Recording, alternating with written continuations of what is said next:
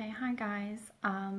Happy Wednesday. It is the last day of February, February 28th, which also happens to be Rare Disease Day.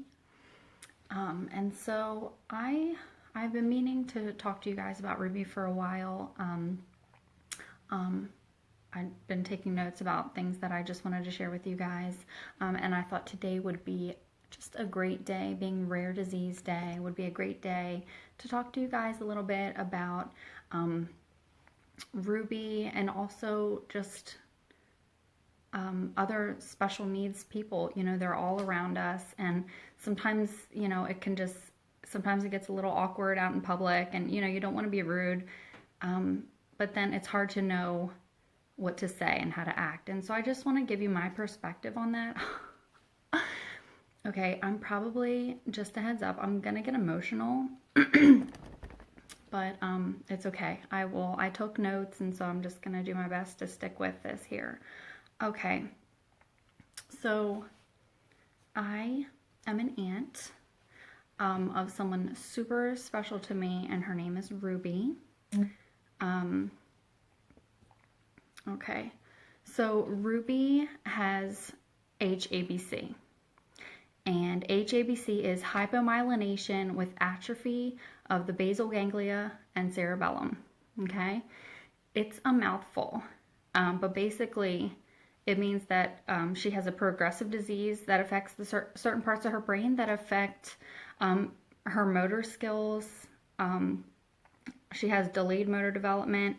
It affects all the muscle tone in her body, also speech and swallowing problems. And this is very rare. There are less than 90 people that are diagnosed with HABC. Okay, so she's super rare, named Ruby, which is, how cool is that, that she was named Ruby before we even knew that she would be diagnosed with HABC. So, God knows what he's doing, guys. Okay, so basically a large part of Ruby's life is medications, therapy. You know, she's had to have procedures and surgeries. She has a G-tube for to make sure she can get all the nutrition that she needs, and also her medications. So that's a little bit about Ruby. But, you know, what people fail to see is that she's still a 3-year-old little girl. Oh, man, I hope I can get through this. I didn't realize it was going to be so hard. She still has thoughts and feelings. She smiles. She has the best smile. She laughs. She has the heartiest laugh that you've ever heard, and she's just so fun. She communicates in her own way. You know, we know what she's saying. But she kisses and hugs. She reaches out for hugs from her friends. She loves. She has things that she likes and dislikes. She plays. She eats.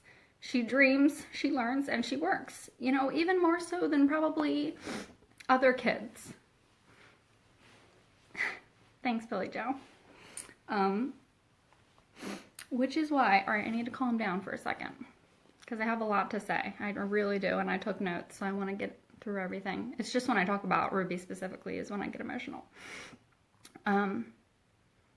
Okay, and me being her aunt and knowing her and knowing all of this about her is what really breaks my heart when things like this happen. And I'm gonna share something with you that my sister gave me permission to share.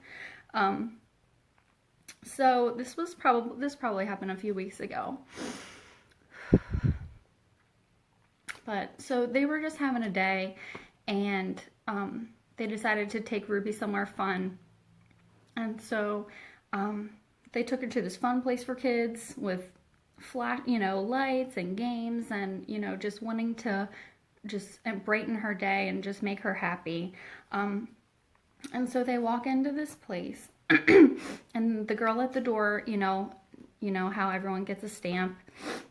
So the girl at the door, she stamped my sister's hand, and she stamped David's hand, and that was that. She didn't even acknowledge Ruby. You know, the child who's going to this fun children's place. And that's just so sad to me. Okay. you know, she should have been greeted excitedly like all the other kids, when you walk into that place, welcome, are you here to have a good time? Let me stamp your hand. We know that's how it should be. And I'm not here to bash that girl, okay? Because honestly, I just feel like she probably, she didn't know any better. Although what she did was hurtful, it was really helpful, or not helpful at all, it was very hurtful. I think we're all kind of guilty of acting that way. And honestly, I can't say that I would have done any better in that situation if I didn't have Ruby in my life to teach me that. So, I want to tell you guys, I want to teach you, so you won't ever be in a weird position like that where you would accidentally hurt someone. This is Ruby, if you didn't already know. So pretty. So, let's be honest. Most of us wouldn't bat an eye if we saw a homeless person or a transgender person, out in public at the store. That's someone outside of the norm. Okay, we probably, would just look the other way and whatever. Yeah, we see that all the time. However, but if we see someone with an obvious physical or mental disability, we stare. Or even worse, we could just flat out ignore them. Just look the other way. Avoid eye contact or avoid any kind of contact for that matter. Which is so sad. Just acting like they don't exist, That's so sad. Now, if you're blessed enough, like me, to have a special person in your life, you know how hurtful that can be when people act like that. And I think, honestly, it just comes from ignorance. You just don't know. We just don't know what to do or say. I think it's human nature to be curious about special needs people, but when we're in that position where, okay, we're coming in contact with someone who's obviously has special needs, a lot of things run through our minds, okay? You don't know, if you go to, smile at them or speak to them, you don't know, are they going to see you? Are they going to hear you? Are they going to understand? Can they even respond? But you know what? It doesn't matter. Do it anyway. It doesn't matter because even the smallest gesture means so much. So I just wanted to give you a little perspective so that you'll know what to do or say if you're ever in that position. So first, you have to understand that every special needs person you see is someone's perfect, precious baby, okay? They have family that loves and adores them for the person that they are, okay? They're a niece or a nephew to someone. That's someone's grandbaby. Excuse me. They have grandparents that probably spoil them, parents that just love them and see them for who they are and not the disability that they have. And that's how we need to learn to look at people like that. And when you are that person's family, that's what you see. While other people, they see a disability, they see a wheelchair, they just see something that's different. Gosh, I'm so sensitive, you guys. I'm so sorry. I hope you can understand me. Maybe it just makes you feel uncomfortable. Okay, that's probably what it is. But imagine for just a minute how that parent or that caretaker or that special person feels being out there in front of everyone. Imagine all the preparation it takes. Just getting ready to go somewhere with everything that you might need.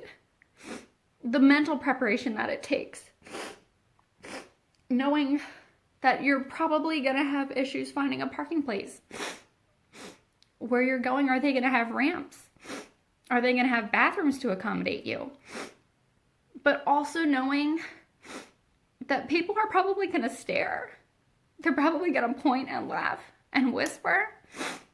Or like I said before, which I think is the worst, is that they could just flat out ignore you. and act like you're not there.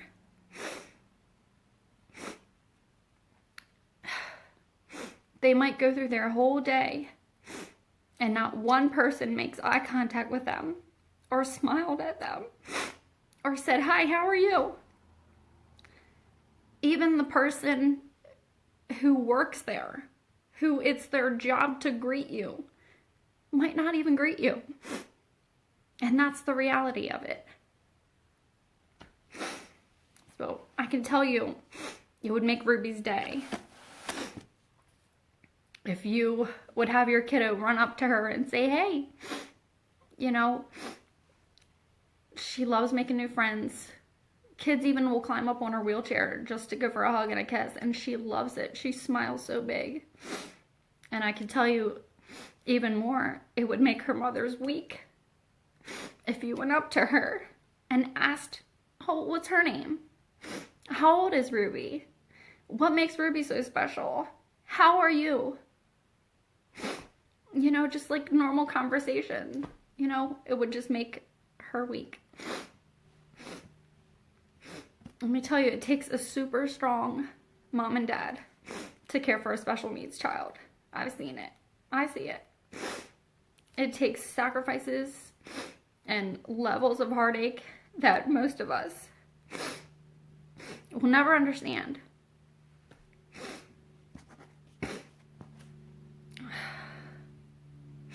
You know, while it's bedtime and we're so frustrated that our kids they just won't stay in bed. It's bedtime. Get in bed. Go to bed.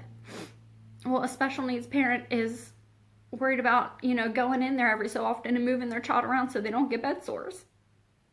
That's just one example. You know, I myself am guilty of just, you know, I get on my kids so bad for just, you know, running around the house, making a mess, you know, dropping crumbs everywhere.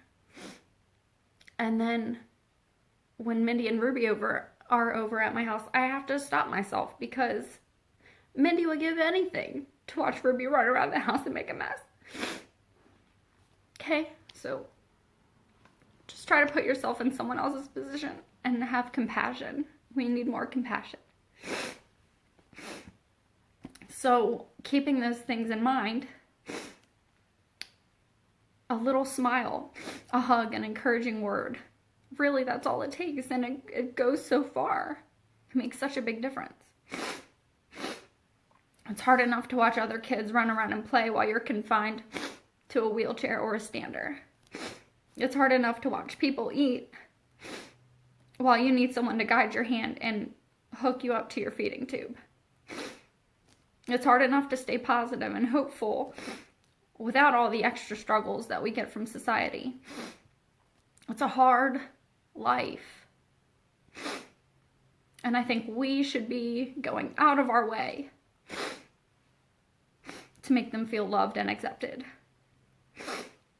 So let's train ourselves and let's teach our kids to embrace the differences between us. Some people are really tall. Some people have skin that's a different color than us. Some people will have red hair. And then some people are in wheelchairs. Okay? It's what makes us all different. There's all kinds. God made us all exactly the way we are. And He doesn't make mistakes. Okay? When you see someone with special needs, that wasn't a mistake. That wasn't an accident. Okay? God made them that way because they have a special job to do. And honestly, I think it's to help everyone else open up their minds and hearts and learn how to be compassionate to one another. I just woke up, Owen. It's okay, I'm almost done. So, finally, the next time that you're out and see someone with special needs, please smile and say hi. At the very least. And if your child is pointing and staring and asking questions, don't hush and rush. Use that as an opportunity to teach them. Make someone's day and even make a new friend. So thank you guys for watching so much. I'm going to stop there. If you know someone or if you love someone with special needs, share this video. And I hope it helps not only them, but their friends and family, and other people who don't have any contact with people with special needs. And let's make this world a friendlier place. I love someone with a rare disease, and I hope you do too. I love you, Ruby.